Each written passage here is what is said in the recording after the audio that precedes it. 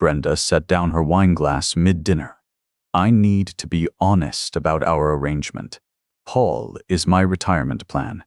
I married him for financial security, the paid-off house, the $3,847 monthly pension. Dylan laughed, high-fived her across the table. Karen's hand covered her mouth. Jean's jaw clenched. I set down the platter, smiled. I see. 2 words, nothing more. I make videos, you hit subscribe. Perfect match. I met Janet at a church fundraiser in 1988. She was laughing at something Father Mike said, wearing a blue dress. When she turned toward me, I forgot what I'd planned to say. We married in 1989. March 17th, we signed the deed for 1847 Maple Street. $67,000. Both our names on the title. I'd started with IBEW Local 158 in 1981, after 4 years Navy as an electrician's mate. By 1995, Janet and I built Hendersen Electrical Contracting. Commercial installations, mostly. Schools, office buildings, warehouses. Work that required permits, mechanics' liens, understanding property titles. One missed easement notation cost me $4,200 in 1997. After that, I read every word. Janet ran the books. Every photograph she took got labeled, date, place, names. Every anniversary card went in a box marked by year. Love is evidence, she told me once, organizing our tax documents. You document what matters. ALS took 3 years. I watched her hands stop working, then her legs, then her voice. August 2019, she stopped breathing while I held her hand. The house went silent. 14 months later, I met Brenda at a grief support group. October 2020. She asked about Janet's favorite recipes. Remembered the stories I told about our business. Seemed to understand the way Janet's absence filled every room. We married in June 2020. 8 months of courtship. I was desperate to fill the silence. Dylan moved in 3 months after the wedding. Didn't ask permission. Arrived with boxes of computer equipment and called it his cryptocurrency headquarters. The old man won't mind, he told Brenda while I stood in the kitchen. Brenda redecorated the living room.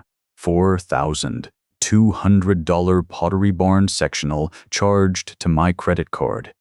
Janet's wedding photo disappeared from the mantel, relocated to basement storage with her other pictures. It's time Paul stopped living in the past, she told Karen during a visit. Brenda started posting, "Our beautiful home," with hashtags about second chance romance. Staged photos of the living room she'd transformed, the garden she never touched, the life she was performing for thousands of followers. Dylan pitched cryptocurrency schemes at dinner. You should invest that boomer pension in Ethereum. Diversify from the system indoctrination. 43 years of union work dismissed as indoctrination by a 28-year-old who'd never held a job longer than 6 months. Jean noticed. He visited regularly, asked careful questions. I didn't know then he was documenting everything on his vintage typewriters. 23 pages, dated entries with direct quotes. June 15, 2022, Brenda told Dylan the house would be worth $215K if they sold. November 2023, Brenda removed Janet's mantle photo. Said she's creating space for their future. Dylan's basement setup, temporary. The sectional charge. She'd been excited about it. Janet's photos in storage. We needed space for our life together. I walked through rooms Janet and I painted. Sat on furniture we never picked. Looked at walls where her photos used to hang. Christmas Eve, 2023. I spent the day preparing Janet's traditional Polish dinner. Pierogi from her handwritten recipe cards, kielbasa, sauerkraut. set the extended table with her good china for 8 guests. Gene and his wife arrived first. Then Karen and her husband. Dylan slouched in wearing his Supreme hoodie. Brenda's mother, Sylvia, looked tired before she even sat down. 2 family friends completed the table. Mid-dinner, as I served dessert, Brenda set down her wine glass.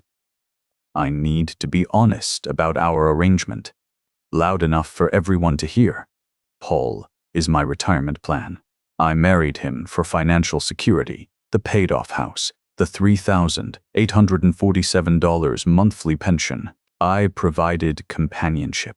He gets someone in his bed. Most people understand. Marriage is a transaction. Dylan laughed, high-fived her across the table. Finally, we can stop pretending. Karen's face drained of color. Gene's knuckles went white, gripping his fork.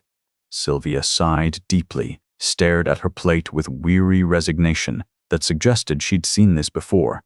I set down the dessert platter. Hands steady, smiled without warmth. I see. I cleared dishes from the silent table while Brenda continued. Normal couples acknowledge these realities, Paul. I've been honest from the start, if you'd bothered to pay attention. 18 months of marriage means the house is half mine, under Wisconsin law anyway. Gene's eyes met mine across the table. Silent solidarity. Later, I'd learn he was recording every word for his journal. December 24, 2023. 9 witnesses. Direct quotes. Evidence. Christmas night. 2 a.m. I couldn't sleep. The basement workshop held the complete archives of Hendersen electrical contracting records. Metal filing cabinets lined one wall. Permits, 1995, 2000. Mechanics liens, 2001-2005. Contract disputes, 2006-2006. Every document organized with handwritten index cards. I pulled the Fireproof cabinet labeled Personal Property. The original warranty deed, document number 89-40423, filed March 17, 1989. Paul James Hendersen and Janet Marie Hendersen, husband and wife. Brown County Register of Deeds stamp. Legal description with metus and bounds, 32 years before I married Brenda. Wisconsin Statute 7W6.31. Property acquired before remarriage remains separate property. I'd researched it for contractor work, clients divorcing, trying to protect assets from mechanics liens. The law was clear. I pulled the IBEW pension statements from the file marked Retirement Benefits.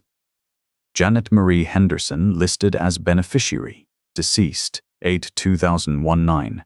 Notation, no subsequent designation filed. I'd never updated the forms after her death. Administrative oversight. Grief-driven negligence. It became protection. Union pension law requires explicit notarized change forms. Without my signature designating Brenda, she had zero claim to survivor benefits. December 26th. Lisa Morales' office. 2nd floor above the coffee shop on Washington Street. She was 42, listened without interrupting, asked targeted questions about the deed and beneficiary forms.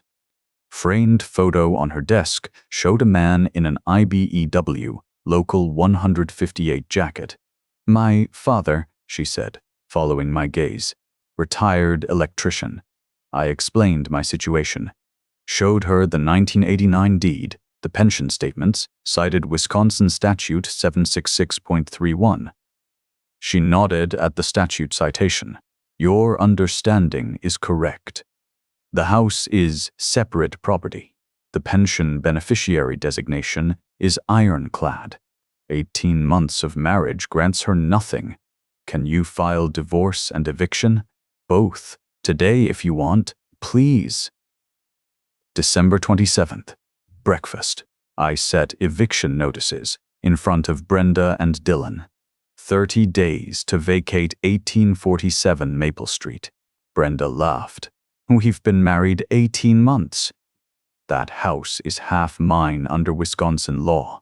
My lawyers already confirmed I'm entitled to half the property value and pension survivor benefits. The original deed slid across the table between us. I pointed to the filing date, March 17, 1989. Purchased jointly with Janet Marie Henderson, deceased August 2019. Wisconsin Statute 75626, 31 property acquired before remarriage remains separate property. Your name does not appear on the title. It will not. Her smile faltered. I produced the IBEW pension statements. Janet's beneficiary designation was never updated. Union pension law requires notarized change forms. I never filed them. Your automatic entitlement assumption is legally worthless. Dylan's thumbs moved across his phone screen. Wisconsin marital property law. Separate property statute 76621. Pre-marriage assets. Divorce. His face went white. He looked up at Brenda, said nothing. Brenda's confident smirk dissolved. You cannot do this to me. I've already put deposits down on a new place. Made commitments. Those are your commitments, not mine. She grabbed her phone, dialed her attorney on speaker. Paul is claiming the house is separate property. Tell him he's wrong. Long pause. Miss Talbot, I reviewed the deed you provided. It shows property purchased in 1989, 32 years before your marriage. Under Wisconsin Statute 766.31, that's separate property. You have no claim. What about the pension? Beneficiary designations are contractual. Without filed change forms, you have no survivor benefits. So what are my options? Negotiate spousal support during divorce proceedings. Though given the 18-month marriage duration and the circumstances Mr. Henderson's attorney mentioned, I'd recommend accepting whatever settlement he offers. Brenda ended the call, stared at the documents spread across the table. You have 30 days, I said. Clock started yesterday. Gene delivered his journal to Lisa Morales, 23 typed pages. Dated entries with direct quotes proving Brenda's calculated pattern since the wedding. Legal discovery recovered Dylan's text messages. Discussions about Paul's retirement plan dated before the marriage. Premeditated exploitation, not marital breakdown. Brenda's social media became evidence. Posts about our beautiful home and future renovations to property she never owned. Screenshots showing her sense of entitlement, her performance of ownership. Her 3 attorneys confirmed she had no legal basis for property claims. Word spread through Stay Mary's Catholic Church. Paul's 43 years of faithful attendance, donated electrical work, genuine grief for Janet. Brenda's 18-month performative piety, calculated approach, public confession at Christmas dinner. The community chose sides. Dylan packed his cryptocurrency equipment on January 15th. 3 monitors, a gaming chair, cables coiled in a cardboard box. He didn't look at me when he carried them up the basement stairs. This is your fault, he told Brenda in the driveway. You said the house was half yours. It should have been. She slammed the car door. They didn't speak to each other during the drive to his mother's apartment. Karen's husband saw them at a red light, Dylan in the passenger seat, Brenda gripping the wheel, both staring straight ahead. Their relationship collapsed under mutual recrimination. Brenda's social media followers turned hostile when the truth spread. Comments shifted from supportive to condemning. Her curated image of second-chance romance destroyed by witnesses sharing what really happened. Mid-January 2024, Brenda vacated 1847 Maple Street. Only her personal belongings, the expensive sectional, the decorative items, the performance of ownership, all left behind or donated. She'd gained nothing from 18 months of calculated exploitation. Her reputation in Green Bay's tight-knit community was marked. The woman who married a grieving widower for his pension and house, who announced it at Christmas dinner, who underestimated a blue-collar electrician's understanding of property law. Jean's documentation, the witness's testimony, Paul's records. Love is evidence, Janet had taught him. So is justice. If my story matters to you, tap like and share your reaction. 6 months later, June 2024, I kneel in Janet's garden. The early girls are setting fruit right on schedule. Soil temperature hit 58 degrees the week after Mother's Day, the same week Janet always planted. Jean helps with the rose bushes, prunes carefully, the way Janet taught him years ago.